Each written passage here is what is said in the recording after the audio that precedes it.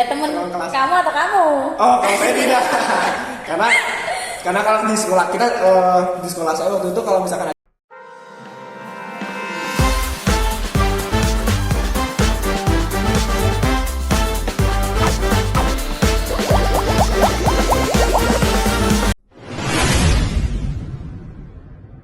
Halo semua, selamat datang di Talksheet, talk show asik.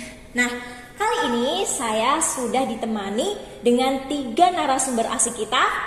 Say hi dong kak ke penonton-penonton asik kita. Oke. Hai. Nah, di talk show kali ini saya dibersamai oleh mahasiswa pendidikan dari Universitas Negeri Semarang.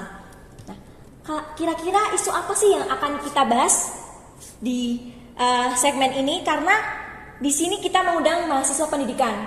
Tentunya tidak lain dan tidak bukan adalah isu tentang pendidikan.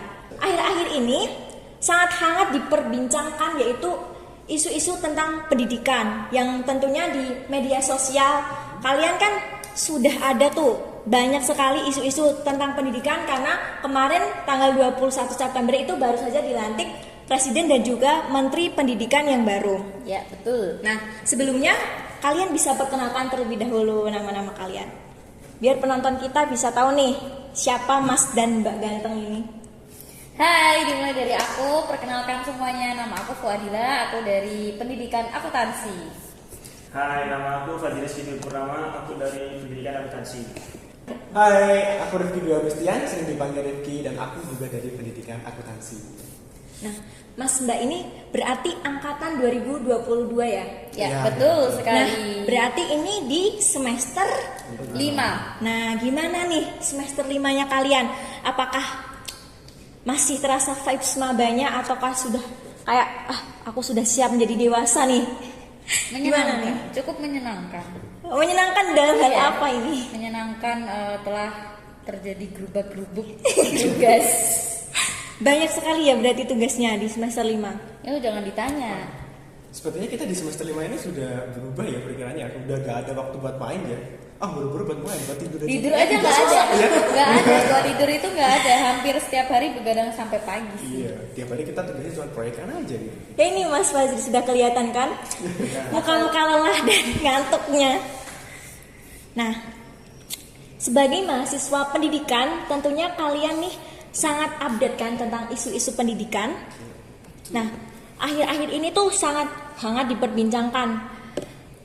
Salah satunya adalah isu tentang kurikulum baru dan juga karena Menteri Pendidikan yang baru dilantik kemarin. Kalian ini udah pada tahu belum Menteri Pendidikannya itu siapa yang baru? Oh, tentu udah tahu dong. Karena kan kita ada pendidikan nih, pasti akan selalu update nih tentang dunia pendidikan, termasuk juga dengan menterinya. Nah, sepengetahuanku nih, kementerian di bidang pendidikan sudah dibagi menjadi 3 ya, Kak? Ya betul sekali. Berarti beda ya dari tahun lalu ya. Betul, beda ya. Kemarin jadi 1 kan? Sekarang udah jadi 3 kementerian yang berbeda-beda. Nah, yang saya paling ketahui itu kementerian pendidikan yang di pendidikan dasar dan juga menengah, Bapak Profesor Dr. Mufti. Nah, kenapa saya bisa tahu? Karena beliau itu merupakan tokoh Muhammadiyah yang cukup sentral. Gitu. Muhammadiyah.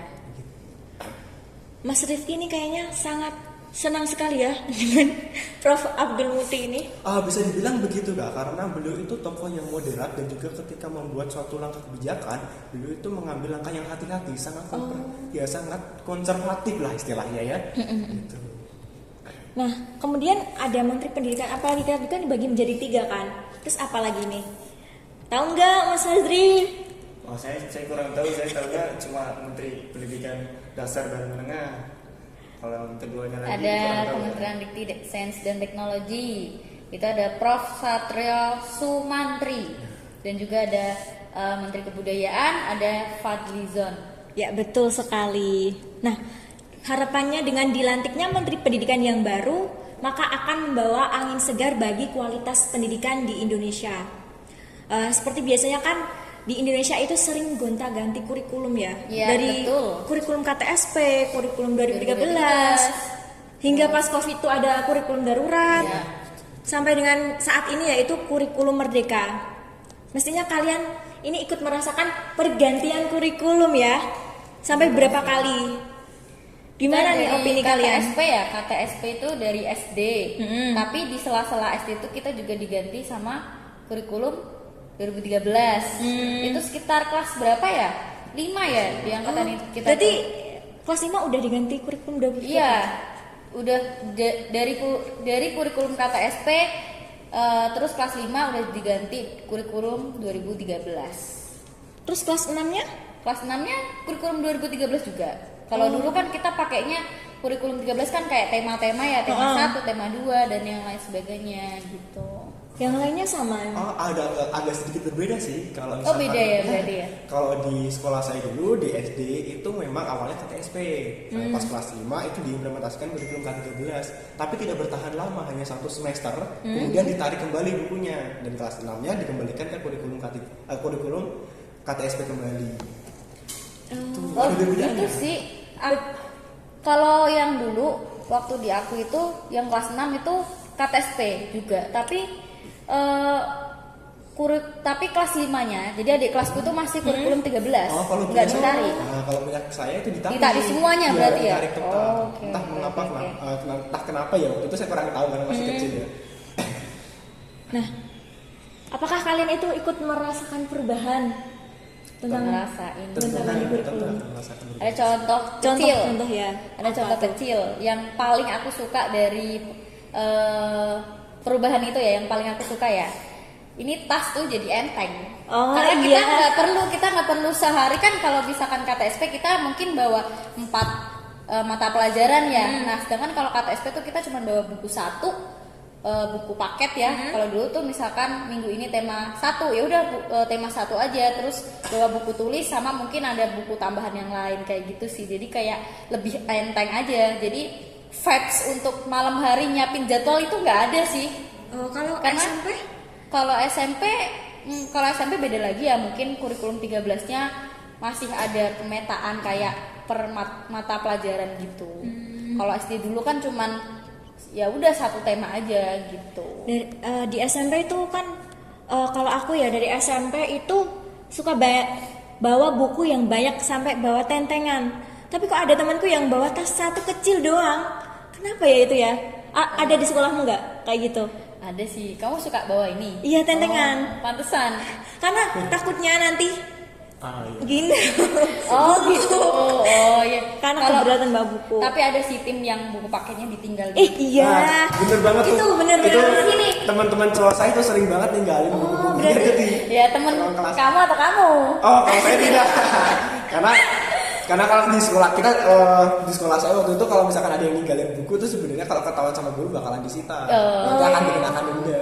Cuman ya tetap yang namanya cowok ya. Cowok ya, males Itu bawa buku. selaginya belum ketahuan ya pasti bakalan dilakukan terus. Oh, berarti kayaknya itu deh alasannya. Alasannya mungkin gitu. Bawa tas kecil doang, bawa 1 buku. Oh iya benar. Itu ditinggal. Iya, buku paketnya ditinggal. Oh, Benar gitu. benar. Nah, kalau di sekolah kalian bukunya itu disediain atau beli sendiri? Oh, disediakan sih. disediain. Emang di punya kamu Beli disuruh sendiri. beli? Kalau pas kelas 1 SMP itu disediain. Kalau pas kelas 2, 3 itu suruh beli sendiri. Kalau di Beli sekolah buku gua- paketnya Iya, atau betul. LKS-nya? Kalau LKS kan mungkin beda lagi. Oh iya, kalau LKS itu beli. Kalau buku paketnya disediain sama perpustakaan. Oh, berarti kayak Sama minjem lah gitu ya. kan? Iya, Sama.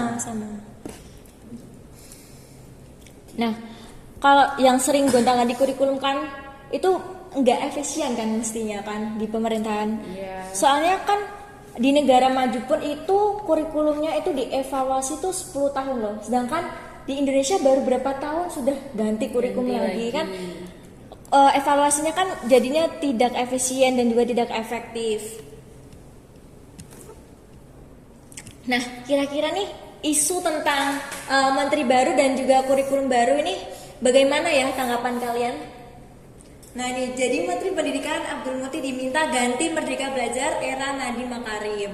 Nah ada berita lagi nih, kelanjutan kurikulum Merdeka, Mendikdesmen putuskan tahun depan. Maksudnya itu berarti kurikulum Merdeka ditinjau ulang oleh Mendikdesmen. Bagaimana tanggapan kalian tentang berita ini? Fadila bisa? Ditanggapi? Kalau dari aku pribadi ya, mungkin kalau tahun ini itu belum bisa ganti, apalagi secepat itu ya untuk mengganti kurikulum Merdeka yang baru aja jadi kurikulum nasional. Iya. Jadi mungkin akan ditinjau. Kalau menurut aku sih ya nggak diganti, tapi mungkin akan ditinjau ulang. Yang baik akan dilanjutkan dan yang buruk mungkin akan diganti dengan yang lebih baik. Mungkin aku setujunya seperti itu sih. Oh, seperti itu. Karena ini kan sangat trending ya. Jadi Iya, takutnya nanti diganti benar. karena emang bener-bener pro kontra sih. Kayak ada yang bilang ganti aja Merdeka belajar tuh kayak nyusahin wali murid gitu kan. Kayak karena kan kebanyakan dari kurikulum Merdeka itu kan kayak proyek-proyek gitu ya. Jadi kayak wali murid tuh kayak yang kesusahan. Tapi nih ya, sebagai mahasiswa kita sendiri merasakan gak sih enaknya kurikulum Merdeka di dunia universitas dibandingkan dengan sekolah? Aku juga sepakat sih kalau misalkan kurikulum Merdeka di tingkat universitas itu memang memberikan impactful ya, dampak yang sangat besar untuk mahasiswa. Karena sekarang mahasiswa itu juga tidak hanya untuk diberikan pembekalan pembelajaran di dalam kelas, tapi juga ada pengembangan yang sesuai dengan kebutuhan dan minat bakatnya.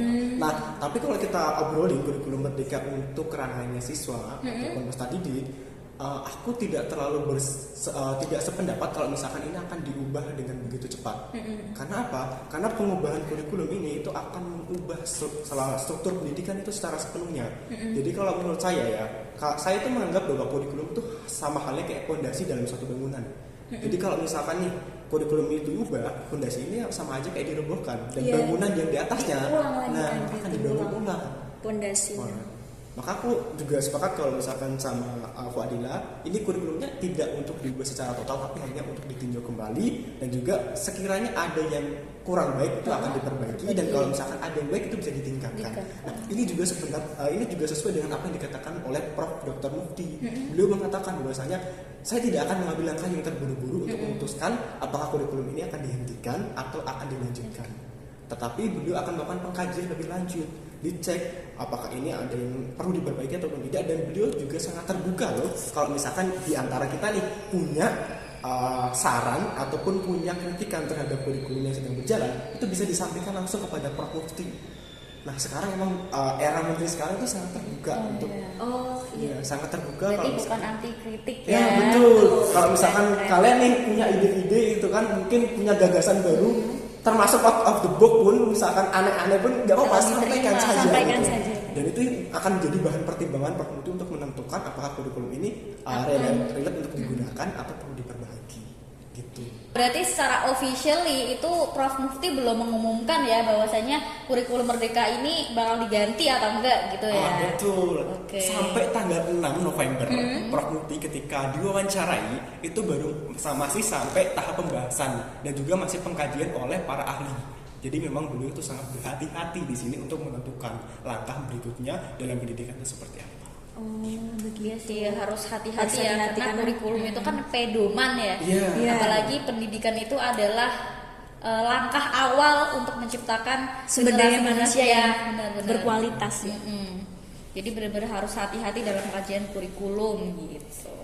Nah, selain itu kan pastinya ada program-program baru ya yang akan diajukan untuk pendidikan nantinya di tahun 2025. Nah, salah satunya itu ada peningkatan kesejahteraan guru. Nah, ini tuh sejalan dengan program Quick Win yang dicanangkan oleh Presiden Prabowo dan juga wakilnya Mas Gibran. Nah, ini memang ada permasalahan tentang kesejahteraan guru yang masih menjadi isu yang sangat serius dalam sistem pendidikan di Indonesia. Nah, dengan gaji yang lebih baik itu akan meningkatkan motivasi guru dalam mengajar, betul kan?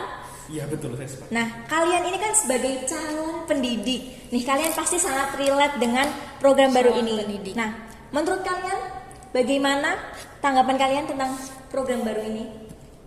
Ya pastinya sangat setuju lah ya, karena kan mengingat kita melihat gaji guru, apalagi guru honorer ya, sangat miris sekali Sangat karena miris. 300.000 sebulan, bahkan itu untuk makan sehari aja nggak cukup ya. Kita sehari makan 10.000 kan dapat apa gitu kan. Jadi sangat mendukung dan semoga saja secepatnya ya tahun depan tahun 2025 segera diberlakukan atau ditindaklanjuti lah ya mengenai isu kesejahteraan guru ini. Nah, aku juga sepakat nih. Aku kemarin tuh nggak sengaja ya pas lagi scrolling TikTok gitu ketemu salah satu akun TikTok itu yang membahas tentang kenaikan gaji tersebut. Nah, dari saya lihat komentarnya itu banyak sekali para guru itu yang merespon hal itu secara positif. Dan bahkan ya, itu kan untuk kenaikan gaji pada saat ini kan difokuskan untuk yang dia itu P3K atau mungkin yang sudah mendapatkan sertifikasi ya. Yang guru honorer non sertifikasi itu kan belum mendapatkan kenaikan gaji. Nah, bahkan itu para guru itu mendorong untuk diberikan saja ke yang non sertifikasi. Karena yang non sertifikasi ini kan yang menggaji adalah dari sekolah ya. Yang jumlahnya nominalnya mungkin ya memang beragam, bahkan bisa 100-200 ribu per bulan. Nah, bahkan guru pun para guru pun mendukung hal itu. Bahkan dia merelakan gaji saya ini lebih baik diberikan ke guru yang Masya Allah sekali ya. sertifikasi saja gitu. Sama kualitas guru kan jadi tolak ukur nanti siswanya gimana kan. Kalau kualitas gurunya kurang sama gara-gara kesejahteraannya kan jadi apa ya? Jadi jelek lah nanti siswanya. Kan gara-gara mikirin itu uangnya kurang kan. Iya. Nah itu. Jadi ngajarnya kurang fokus. Iya. Bisa juga mungkin karena gaji yang sedikit itu jadi malas gurunya, kayak ya saya effortnya sudah sebesar ini masa saya yang dikasih gaji sekian kan. Apalagi kita saya sama Mas Maji kan sama-sama cowok ya, harus realistis gitu loh. Kita nanti kan suatu saat nanti bakal menikah, punya istri, punya anak. Kalau dengan gaji yang mohon maaf ya apa adanya, ya mau bagaimana kita juga pasti akan lama-kelamaan mungkin akan meninggalkan pekerjaan tersebut gitu. Tapi kalian pernah tahu nggak sih atau lihat mungkin di FYP kalian kayak ada seorang guru yang mungkin sudah sepuh ya, udah tua, beliau nggak diangkat-angkat jadi guru tetap, akhirnya ada yang nyambi jadi pemulung. Pernah lihat nggak? Enggak sih. Itu di gimana daerah itu? Jawa Barat atau mana ya kalau nggak salah. Dan itu sempat viral di TikTok dan juga Instagram. Nah, respon dari netizen ya udah tau lah ya, netizen Indonesia pasti di share terus di komen. Akhirnya pihak dari Kapolres atau siapa gitu lah, pokoknya Pak Polisi lah ya intinya. Itu Kapolsek kalau nggak salah, Kapolsek atau Kapolres saya lupa ya. Itu akhirnya diminta datang bapak tersebut dan akhirnya dikasih hadiah umroh sama uang untuk usaha seperti itu. Jadi ini bapak kayak dikasih uang untuk berwirausaha supaya mungkin pekerjaan pemulungnya bisa ditinggalkan dulu seperti itu. Itu berarti sampai tua itu masih jadi guru honorer? Iya, sudah tua masih jadi guru honorer. Kasihan sekali. Iya, dan bapaknya bener-bener ikhlas banget sih aku lihatnya. Ikhlas ngajar gitu. Iya, ikhlas ngajar. Terus juga kayak murid-muridnya tuh kayak prihatin. Terus jadi kayak misalkan nih bapaknya lagi mulung, terus ketemu nih sama salah satu muridnya. Muridnya pun kayak salim, ya diperlakukan dengan guru selayaknya. Jadi nggak yang kayak itu siapa sih guru? Langsung nggak kenal, enggak kayak gitu sih. Ya mungkin ada ya beberapa ya namanya orang, cuman setelah aku ngeliat scroll komennya sih banyak banget lah ya, hampir semua, bahkan gak ada yang respon itu negatif ya. Mungkin cuman mereka yang kayak menyayangkan kenapa hal tersebut masih ada gitu di Indonesia. Maksudnya kayak udah tua kok kenapa nggak diangkat-angkat. Nah, mungkin itu yang disayangkan sih. Nah, semoga kedepannya hal-hal tersebut itu sudah tidak terjadi di Indonesia ya. Dan saya juga berharap kalau misalkan peningkatan kesejahteraan guru gaji ini bisa meluas ya, tidak hanya mungkin dari P3K atau PNS, tapi juga untuk yang non P3K juga. Jadi semuanya bisa mendapatkan manfaat yang sama gitu. Mungkin dari isu-isu yang beredar ya, mulai dari digantikannya kurikulum, terus juga ada adanya UN atau enggak. Nah, terkait isu untuk pensejahteraan guru ini yang paling sat-sat untuk ditindaklanjutin oleh Prof Mufti sih. Berarti menurut Kak Yang udah jelas dan pasti gitu loh. Jadi Mbak tinggal Fadila harus itu ini harus diprioritaskan Iya, gitu. memang sudah diprioritaskan Oh. di antara isu-isu yang beredar. Nah, itu pensejahteraan guru itu yang sudah di-highlight oleh Prof Mufti gitu. Betul. Jadi tinggal nunggu keputusan. Ya, saya juga sependapat sih karena informasi ini juga sudah dibahas secara langsung ya dari kementerian yang dipimpin oleh Bapak Prof Mufti yaitu dengan Komisi 10 ya selaku Iya. yang di bidang pendidikan itu sudah dibahas secara gamblang dan juga sudah disampaikan besarannya berapa. Ya, Alhamdulillah. Alhamdulillah. Akhirnya ya, Hah? karena profesi guru itu adalah profesi yang paling berbahaya ya di era sekarang. Benar. Ya kan? Berbahaya. Ya, udah tahu lah ya seperti apa di sosmed teman-teman Iya. pasti sudah lihat ya betapa berbahayanya menjadi seorang guru.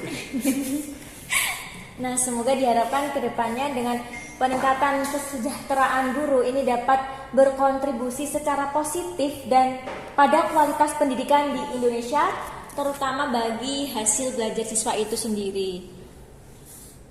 Selain isu ini, kemudian akan mengkaji lebih lanjut yaitu tentang adanya isu tentang ujian nasional. Nah, kalian pasti udah pada tahu nih, di sosmed, di Instagram aku pun sudah ada tuh share-share dari teman-temanku, followers dan followingku itu pada nge-share kalau ada ujian lagi nih, ada ujian nasional lagi nih. Itu kalian ini setuju apa enggak kalau ada ujian nasional lagi? Setuju? Waduh, kenapa nih setuju? Kenapa nih Kak? Itu Karena kalau misalkan nggak ada ujian nasional tuh ya kayak tantangan menjadi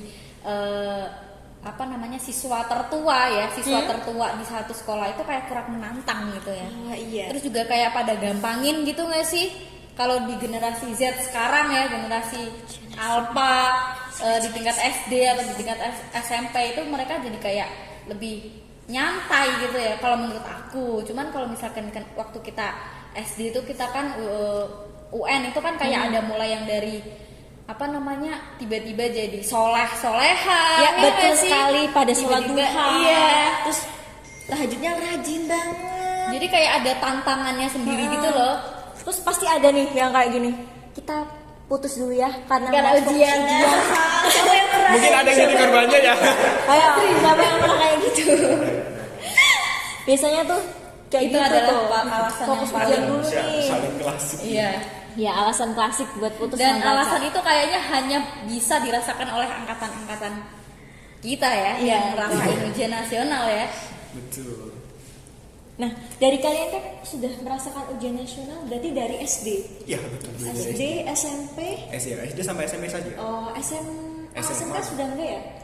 SMA, SMK kita tidak karena waktu itu ada pandemi Covid. Iya, pandemi Covid. Ya kan itu kan kurikulumnya kan diganti kurikulum darurat dulu. Iya betul. Kurikulum darurat Darurat, ya. iya. Waktu Covid ya berarti ya. Itu ada PJJ itu loh. pembelajaran Tapi PJJ. secara officially apakah sudah menjadi kurikulum nasional? Oh enggak. tidak. Jadi kalau misalkan Hanya pengganti saja. Kalau kurikulum darurat itu sebenarnya hanya opsi pilihan. Jadi waktu pandemi Covid itu kementerian pada saat itu Bapak Nadiem Makarim ya, Bapak Nadiem Makarim itu dia memberikan pilihan terhadap sekolah untuk mengambil kurikulum yang sesuai dengan kebutuhan sekolah tersebut. Ada 3 yang ditawarkan. Pakai kurikulum K13 secara full. Yang kedua adalah kurikulum darurat. Nah, itu sebenarnya kurikulum K13, cuman KB-nya dipotong, diambil yang esensial aja. Terus kalau enggak pakai kurikulum prototype. Nah, kurikulum prototype inilah yang nanti akan menjadi cikal bakal kurikulum merdeka. Nah, itu mungkin ada beberapa sekolah yang masih pakai K13.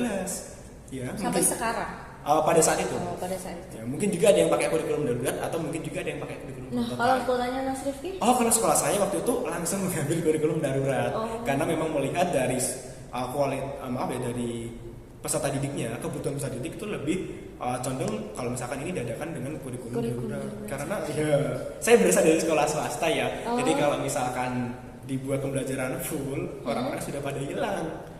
Iya, pembelajaran daring pun via chat pun pada tidak ada. Bahkan teman saya sebagian tuh malah ditinggal bekerja. Oh, kebanyakan gitu sih. Ya, memang. ini bekerjanya bukan hanya part time, tapi Full masuk time. pabrik. Oh, masuk pabrik. Jadi lo dia nggak masuk Tapi kan belum punya KTP. Ya tahu sendiri lah kalau misalkan Oke. di daerah desa itu bagaimana lah Oke. itu mekanisme masuk. Ya kan bisa aja ya, meskipun dokumennya belum lengkap. gitu. Bahkan itu yang bisa dikatakan benar-benar belajar ya waktu pandemi COVID itu hanya kurang dari 10 orang aja. Sisanya ya hanya untuk menyelesaikan tugas, untuk menggugurkan tugasnya aja gitu. Nah, kalau Mas Fadri sendiri setuju atau enggak nih kalau ada ujian nasional lagi?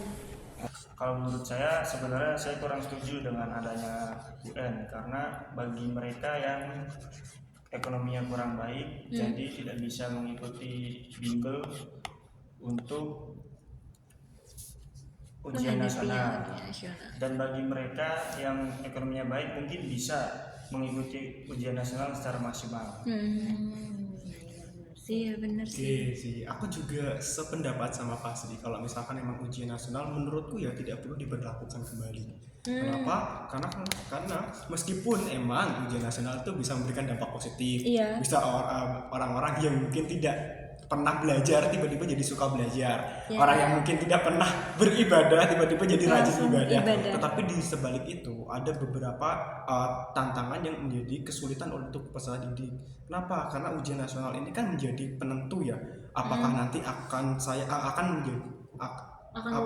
akan dinyatakan lulus atau enggak. Sebenarnya UN juga enggak sudah tidak dijadikan sebagai penentu ketika pada tahun 2016 sampai 2019 itu sudah tidak dijadikan penentu. Tapi meskipun demikian, kadangkala untuk seleksi buat masuk ke SD, SMP ke SMA itu masih menggunakan nilai kan. Nah, otomatis kan masih ada pressure di situ kan, di mana peserta didik itu harus bisa mencapai nilai yang tidak hanya mencapai KKM tapi juga yang terbaik supaya bisa bersaing dengan teman-teman yang lainnya. Nah, itu menyebabkan apa? Peserta didik tuh banyak yang mengalami stres, tekanan gitu. Nah, tekanan ini menjadikan peserta didik jadi tidak terlalu produktif dalam belajar. Jadi fokus dia itu hanya bagaimana saya bisa menyelesaikan UN dengan baik. Nah, pengembangan soft skill dan hard skill-nya akhirnya nggak kesentuh gitu. Dan proses pembelajaran itu ujung-ujungnya hanya difokuskan untuk saya belajar untuk bisa mengerjakan tes gitu. Selama 3 tahun itu jadinya cuma itu outputnya gitu. Padahal kan kemampuan yang sebenarnya harus dicapai oleh peserta didik itu kan nggak hanya kemampuan kognitifnya aja, kemampuan berpikirnya aja, tapi kan psikomotorik sama afektifnya juga harus dikembangkan. Nah, ini yang tidak tercover dalam ujian nasional yang sampai saat ini. Ya, pada saat terakhir kali 2019 ya itu dijalankan itu yang tidak terlalu tercover. Kemudian ujian nasional ini saking banyaknya yang stres, tekanan, itu muncul banyak sekali kecurangan. Ya, benar. Kecurangan ini. Kenapa ya? Karena peserta didik udah burn out, posisinya udah bener-bener saya nggak bisa ngerjain ini. Saya harus mencari cara supaya saya tetap bisa lolos. Ya dengan cara kecurangan. Dan ternyata ketika saya ulik lebih mendalam, kecurangan itu tidak hanya dilakukan oleh siswa, tapi terorganisasi oleh sekolahnya juga. Iya, karena berarti itu ujian nasional kan biasanya nanti di akhir kan ada kayak sekolah yang ujian nasionalnya tertinggi nilainya gitu kan, untuk meningkatkan reputasi sekolah itu sendiri. Jadi kayak seolah-olah sekolah ini tuh ratingnya tinggi, padahal ya di sebaliknya ada taktik manipulatif di situ, ada jual beli kunci jawaban, bahkan peserta didik ada yang sampai dibekali di setiap ujian. Jadi mereka sudah tahu jawabannya, tinggal menginputkan saja ke dalam sistem CBT-nya. Nah, selain itu juga saya mengutip dari pendapat para ahli itu juga menyatakan kalau misalkan kita pakai ujian nasional itu kan sama aja kayak kita itu pelin-pelan nggak sih?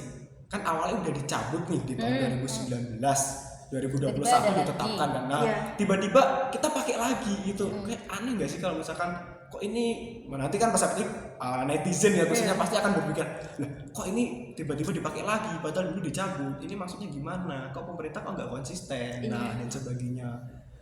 Menurut ahli tersebut alangkah baiknya kalau daripada UN ini diberlakukan kembali, lebih baik AM ujian nasional, asesmen nasional yang sudah dijalankan pada saat ini itu dipakai aja, tapi direvisi sesuai dengan kebutuhan gitu, biar juga nanti persepsi dari netizen juga tidak yang kemana-mana gitu sih. Jadi saya emang tidak sepakat kalau misalkan ini diberlakukan. Tapi nih kalau misalkan tetap ada UN, tapi UN itu tidak menjadi patokan. Kalau dulu kan jadi patokan ya, apa namanya, NIM ya? Iya, NIM ya, berarti dimana kita ketika masuk ke sekolah jenjang yang lebih tinggi, ke masuk dari SMP ke SMA misalnya kan itu kita patokannya NIM. Kalau misalkan UN diberlakukan kembali tapi tidak menjadi patokan, jadi tetap di compare sama nilai raport, itu menurut kalian apakah efektif atau tidak. Karena kan itu kalau misalkan nggak pakai UN kan kita lebih ke penilaiannya prosesnya ya. Jadi kan nggak kayak yang sehari-hari tuh mereka kayak kurang aktif, kayak mungkin secara akademiknya kurang, terus tiba-tiba pas udah ujian, wah kok NIM-nya bagus. Mungkin itu yang sering kita temuin ya dulu ya waktu SMP. Nah itu gimana nih? Nah, kalau misalkan emang mau di-compare menggunakan UN sama US di ujian sekolah ya. Iya. Nah itu pertanyaan saya itu ini kan. Nanti di UN itu apa yang diajarkan, ya, apa yang diujikan, dan juga yang di US itu apa yang diujikan. Ini kan perlu ada pembeda kan, tentunya kan. Mata pelajaran apa, terus mata pelajaran UN apa yang akan diujikan. Terus apa kepentingannya gitu loh? Nanti itu buat apa tujuannya? manfaatnya juga buat apa gitu kan. Kalau misalkan hanya berbasisnya adalah hafalan dan juga ingatan, nanti setelah UN selesai ya udah gitu, akan hilang gitu kan. Gitu. Dan tadi emang benar kalau misalkan dalam proses UN itu kan 3 hari penentu kita akan naik atau enggak, lanjut itu enggak. Dan masalahnya adalah di 3 hari itu kan belum tentu orang itu dalam kondisi yang prima. Bisa aja sedang sakit. Mohon maaf kalau misalkan ada yang punya masalah keluarga, yang itu kan akan membebani pikiran. Nah untuk ngomong ini sebenarnya saya juga pernah ngalamin hal tersebut ketika UN. Sedih. Jadi waktu saya ujian nasional itu adik saya sedang masuk rumah sakit dan orang tua saya sedang kelilit masalah keuangan. Itu juga mempengaruhi saya ketika UN. Jadi kurang fokus. Iya. Dan hasilnya gimana Mas Rifki? Mungkin cukup kurang maksimal tapi masih bisa cukup bagus. Alhamdulillah kalau gitu ya. Itu sih kalau aku. Jadi Kira-kira apa nih nanti keputusannya? Ya ditunggu aja ya nanti keputusannya apakah akan diadakan kembali atau tidak. tapi tebakanku ya mungkin tidak sih. Paling yang akan dijalankan kembali. Berarti tebakannya Mas Rifki ya berapa persen nih? 80% Tidak. Waduh, berarti aku sendiri dong ini yang ya, Oke, nggak apa-apa. 80% tidak dijalankan dan akan dijalankan asesmen nasional yang sudah berlaku di kurikulum Merdeka, tapi mungkin diubah entah itu namanya atau mungkin metodenya. Itu sih kalau aku. Ya kita lihat aja sih Oke, nanti. kita lihat ya nanti. Keputusannya gimana ya. Nah ini akan ditayangkan ujian nasional core nih. Buat lucu-lucuan aja nih. Nah pusing. Mas enggak ini toh. Ini kalau lihat ini aku jadi keinget temenku waktu ujian nasional tuh, saking dia malasnya buat belajar, dia itu ngerjain ujian nasional cuma 10 menit. Iya. Setelahnya tuh tinggal main, kalian tau gak sih kalau misalkan krum gak ada sinyal, main dinosaurusnya, nah itu sampai selesai UN. Lah kok berarti bawa HP itu? Enggak, itu tabnya tertutup nanti. Nah kalau sudah selesai UN kan udah ketutup ya, nah itu bisa buka krum. Nah dia tuh mainin itu sampai selesai. Nah kalau kalian sendiri gimana nih pas ujian nasional, pernah seperti ini? Pernah nggak seperti Pernah ini? sih. Pernah sih, ya. kalau saya sih pernah dalam posisi tiba-tiba menjadi patung ya. Ya, posisi kayak gini banget gitu, ini apa ngerjainnya apa gitu. Tapi pernah kayak itu sampai kayak pakai dadu, atau mungkin pakai ABC ya, atau mungkin hitung kancing. Pernah sih kalau saya sih. Kalau saya biasanya menghitung dari nama saya sih. Nanti ABC-nya saya hitung sampai nama saya berakhir. Nah itu zaman saya. Atau mungkin pakai yang sistem kalau misalkan A itu Allah, gitu ya. Sistem syar'i ya. Sistem syar'i ya namanya. Ya, Kalau saya- misalkan B Bismillah. Ya berarti sama ya berarti. Mas Fadil sendiri gimana nih pas Kalau ujian? saya kalau udah ngeblank banget itu Kalau udah pakai ngeblank. sistem ngitung kancing. Oh gitu kan? Kancing. Iya, Oke. ngitung kancing. Gimana sih? Gimana contohin coba? Contoh, gitu. contoh. Jadi misal nomor 1 kan dari kancing ini, habis itu nomor 2 kita ganti lagi, jangan yang ini lagi. Atau Oh, dia tidak pindah gitu ya. Oh gitu kalau ternyata. semuanya sama kalau saya. Oh. Berarti ini kancing A, B, C, D gitu. Iya. Berarti kalau misalkan nomor 16 kita mulai dari kancing sini. Berarti kayak 16 1 2 3 4 5 6 sampai 16. Iya, sesuai nomornya aja. Misal nomor 1 kita. Jadi kita baca soalnya dulu. Ini praktik nih, nanti contoh sama penonton gimana ini? Jangan dipraktek. Oh, Jangan iya, teman-teman jangan dipraktekin ya, tindakan. Tindakan-tindakan yang salah ini teman-teman. Nah, kalian juga pasti sudah nonton ya konten-konten yang berseliweran tentang siswa yang ditanyai terkait pengetahuan umum, singkatan-singkatan gitu kan, seperti ini. Tapi mereka tidak bisa menjawab.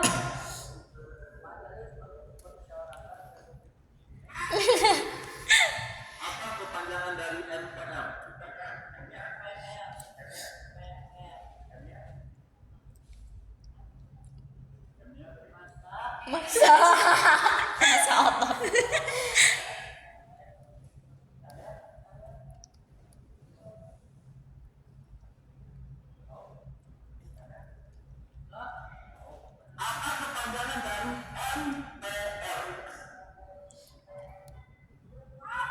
Padahal ini hal yang sederhana ya. Iya, miris ya. hal-hal umum. Karena dari SD loh kita diajar. Kalau misalkan pertanyaan-pertanyaan seperti ini tuh yang bisa dipertanyakan adalah guru PPKN itu bagaimana ketika mengajar. Kan ini pengetahuan yang diajarkan di PPKN ya, bukan pengetahuan yang basicnya umum. Iya.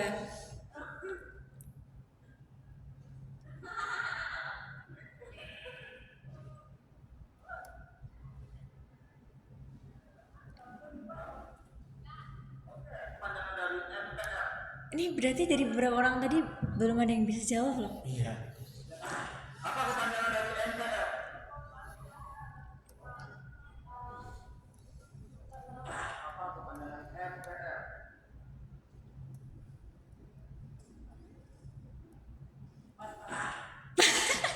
Kenapa pas? Nah ini di komennya itu kayak tentang kritikan lah, itu tentang kurikulumnya lah gimana, terus gurunya ngajarnya gimana nih sampai nggak tahu, terus sampai pemerintahannya, kalian tahu sendiri kan netizen Indonesia ini Pasti gimana? nyalain pemerintah ya, Iya. ujung-ujungnya ya. Nah kalian tanggapannya gimana tuh? Apakah kalian menyalahkan sama seperti netizen Indonesia atau berpikiran yang sebaliknya? Kita nggak bisa langsung menyalahkan salah satu pihak ya, karena kan yang namanya pendidikan terhadap anak ya, peserta didik itu kan bukan anak ya, itu sangat kompleks. Nah perlu mungkin digaris bawahi dulu, anak ya itu guru pertamanya itu sebenarnya bukan guru yang ada di sekolah loh, tapi adalah orang tuanya sendiri. Nah di poin sini itu berarti ada keterlibatan orang tua dalam proses pembelajaran kan. Nah terus baru ada nih guru sama masyarakat di lingkungan sekitar anak itu belajar. Nah dari semua komponen itu tuh benar-benar mendukung nggak sama anaknya. Kalau misalkan nggak mendukung salah satunya kan bisa aja menyebabkan anak itu tidak mempunyai kemampuan berpikir yang sesuai dengan umurnya. Gitu. Jadi kita nggak bisa nyalain pemerintah aja. Gitu. Nggak bisa nyalain juga gurunya aja. Tapi juga dievaluasi semuanya yang terlibat tadi.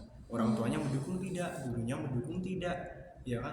Kemudian pemerintahnya juga mendukung tidak, masyarakat di sekitar juga mendukung ataupun tidak gitu. Jadi kita jangan langsung mengambil kesimpulan dalam satu pihak gitu. Nah sebenarnya mohon maaf ya, ini kalau kita lihat konten dalam TikTok juga ini kita perlu aware bahwasanya konten itu kan bisa saja kita direkayasa ya. Kurang tahu juga ya, mohon maaf ya, bisa jadi itu direkayasa. Yang dicari mungkin adalah anak-anak yang emang nggak bisa jawab. Jadi seolah-olah ini lo realitanya anak-anak sekarang nggak bisa jawab padahal kita cuma MPR gitu. Terus ada yang banding-bandingin itu, kalau kita dulu kan pakai KTSP gitu kan, hafalan gitu ya, pasti Hafalan, tahu iya, ini benar. gimana sih ini ngajarnya gitu. Nah Seperti itu kita emang perlu kritisi ya sebagai khususnya kita ini tokoh-tokoh akademisi, tokoh-tokoh orang yang berpikir ya, itu emang kita harus kritis. Ini benar-benar nggak bisa dinyatakan kredibel nggak kalau misalnya video ini dibagi sebagai sebuah referensi dalam menilai perkembangan peserta didik saat ini tuh bagaimana. Gitu. Kalau bisa sih videonya bisa dikomparasikan dengan yang lainnya. Gitu. Tapi ya tahulah sendiri netizen Indonesia itu bagaimana.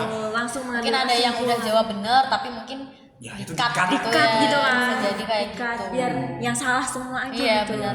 Biar Jadi, rame. Aku juga apa yang aku sampaikan itu tadi juga merupakan pernyataan dari Bapak Prof Mufti nih. Jadi Pak Mufti juga menyampaikan kita itu jangan menilai sesuatu tuh hanya dalam 1-2 video saja. Karena bisa jadi itu hanya informasi kecil dari pendidikan kita yang sebenarnya.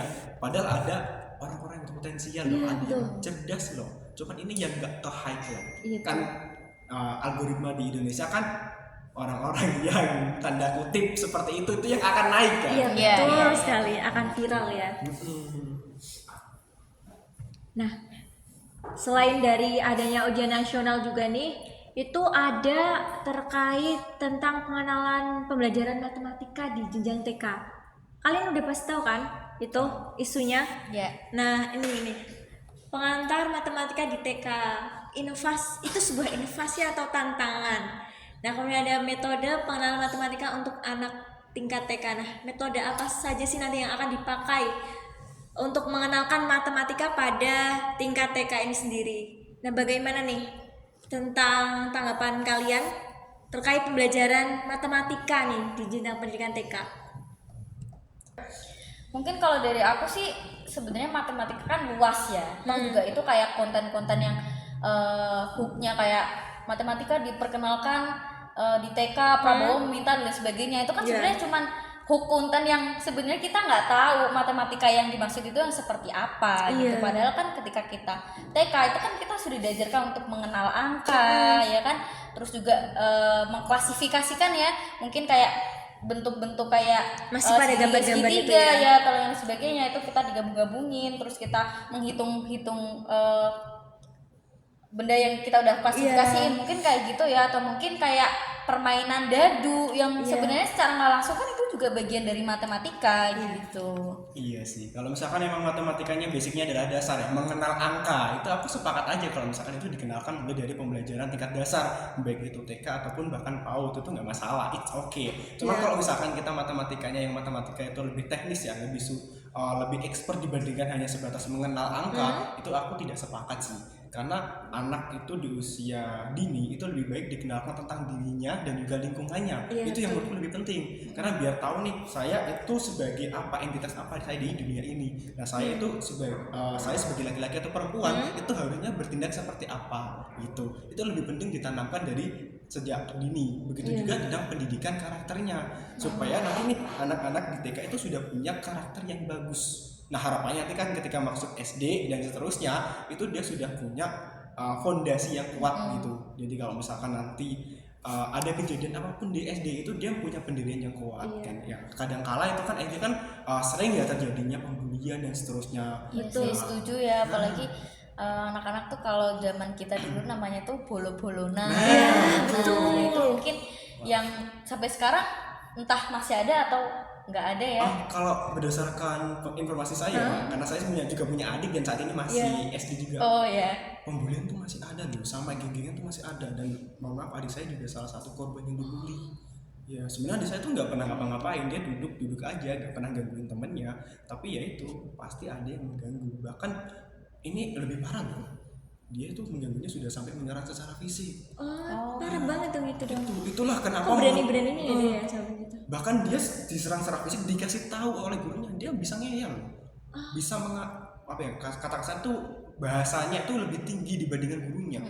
Nah, ini kan berarti ada masalah moral karakter yang tidak terdidik dari kecil. Nah, ini kenapa mungkin alasan saya kalau misalkan tingkat PAUD ataupun prasekolah lebih baik itu adalah pendidikan karakter, pengenalan diri juga lingkungan, sama pengenalan matematika secara dasar aja, mengenal angka. Ya tapi kan di TK kan udah ada ya dasar mengenal angka-angkanya tuh dari dulu itu. Cuman kan kita belum tahu ya itu maksudnya matematika yang dimaksudkan seperti apa ya. Nah, gitu. Dan sampai saat ini belum ada informasi detail. Iya, masih belum ada informasi lebih lanjut ya. Semoga nanti kalau udah ditetapkan emang ada matematika di jenjang TK ya nanti bisa disesuaikan dengan tumbuh kembang dari si anak itu sendiri. Dan metodenya ya bisa memakai metode yang pas lah digunakan untuk anak seumuran anak TK itu 4 sampai 5 tahun itu. Karena nanti juga kalau dipaksa untuk bisa matematika ya nanti anaknya itu stres juga kan. Nanti dia dapat membenci matematika itu dari dini. Karena ketika ngelihat konten-konten yang lagi beredar ya, baik di TikTok maupun Instagram itu kan banyak tuh komen-komennya. Oh alah ini gara-gara Ken Kulus ya kemarin nyamperin Pak Prabowo, itu komen-komennya pada seperti itu. Bayi yang itu. Tahu Ken Kulus? Oh iya tahu yang anak kecil yang iya, integral dan banget. sebagainya. Nah itu ada yang bilang kayak gitu, komennya lucu-lucu sih sebenarnya. Ada yang pro, ada yang kontra, terus ada yang ngejokes juga. TK tuh bukan jadi taman kanak-kanak tapi taman kematian. Ada yang ngejokes gitu juga. Jadi ya sebenarnya kita nggak perlu lah ya untuk merespon secara serius ya. Mungkin kita nunggu aja gitu keputusan dari pemerintah itu seperti apa kayak gitu. Kita ini sebagai netizen ya, nanti ini kita tunggu aja nih keputusannya gimana terkait isu-isu yang telah kita bahas tadi. Nah, untuk kesimpulan dari talk show kali ini adalah semoga dengan adanya pergantian menteri baru ke depannya untuk pendidikan di Indonesia ini akan lebih berkualitas dengan program-program yang baru yang dijalankan dan dapat menghasilkan sumber daya manusia yang berkualitas pula. Serta nanti permasalahan pendidikan di Indonesia ini dapat sedikit demi sedikit teratasi. Semoga ya teman-teman. Oke, terima kasih Mas Mbak dari Universitas Negeri Semarang yang telah menemani saya untuk membahas isu-isu tentang pendidikan kali ini. Nah, see you. See you guys. See you guys.